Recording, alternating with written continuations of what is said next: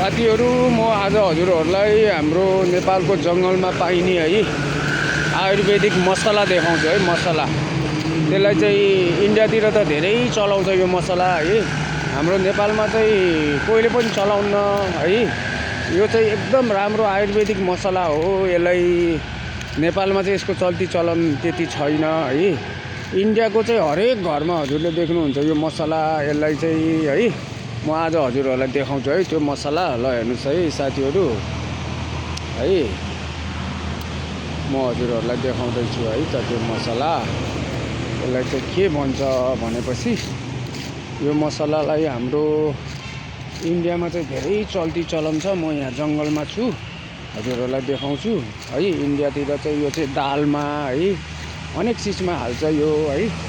नेपालमा चाहिँ त्यति चलाउन्न। हेर्नुहोस् यो यसको रुख हो है होइन। यसलाई चाहिँ कडी पत्ता भन्छ है। ल हेर्नुहोस् है, यस्तो हुन्छ यसको पात। ल हेर्नुहोस् यस्तो हुन्छ। यो दाल झान्छ है। यो साम्बरमा हाल्छ, अनेक तरकारीहरूमा हाल्छ है। ढोसा ओसा होइन हरेक चिजमा हाल्छ। नेपालमा चाहिँ यो दालमा तपाईँले होइन कडीवाला आइटम जेमा पनि हाले हुन्छ के है। एकदम मिठो र मङ्ग बास्ना आउने हुन्छ है। हाम्रो नेपालतिर यो बाख्राले खान्छ। यो कडी पत्ता भन्छ यसलाई। हेर्नुहोस् है यस्तो रुख हुन्छ यसको। यो कडी पत्ता भन्छ होइन। हाम्रो नेपालमा चाहिँ यसको चल्ती चलन त्यति छैन। कसैले खाएको पनि मैले देखेको छैन। तर इन्डियातिर चाहिँ धेरै मान्छेले खान्छ है साथीहरू।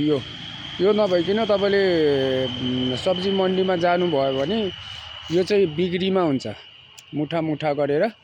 यसलाई जस्तै हाम्रो नेपालमा चाहिँ मासुवासु हाल्न तेजपत्ताहरू राख्छ नि होइन, त्यस्तै गरेर यो राखेको हुन्छ। यो चाहिँ हेर्नुहोस् यहाँ यसरी नै गइरहेछ। त्यस्तै रुखहरू यसरी झाडी भएर गइरहेछ है। यसलाई चाहिँ हाम्रो नेपालमा कोहीले पनि चलाउँदैन के है। तर यो चाहिँ तपाईँको खानामा हाल्दाखेरि यसले ग्यास्ट्रिक हुँदैन होइन। अनि तपाईँको खाना चाहिँ मिठो स्वादिलो लस्सिलो मङ्ग बास्ना आउने बनाउँछ। अनि टेस्ट पनि बढाउँछ। यो आयुर्वेदिक दबाई पनि हो साथीहरू है। अनि त्यही भएर यो चाहिँ हामीले तेल हालेर उ गर्दाखेरि चाहिँ प्याज झान्दछौँ नि, त्यतिखेर झर्र यसरी हाल्दाखेरि चर्र पड्किन्छ यो है। अनि मिठो स्वाद आउँछ। यो आयुर्वेदिक दबाई पनि हो है साथीहरू। यसलाई चलाउन पर्छ, यसलाई खान पर्छ। यो मिठो चिज हो।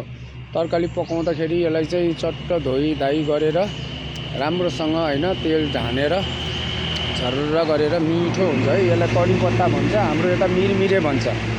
नेपालमा चाहिँ मिरमिरे है यसलाई भन्छ। परपरे मिरमिरे जे पनि अनेक नामले भन्छ। यो चाहिँ जङ्गलै भरि छ, कोहीले पनि चलाउन्न है। अब इन्डियातिर चाहिँ यसको महत्त्व धेरै छ है।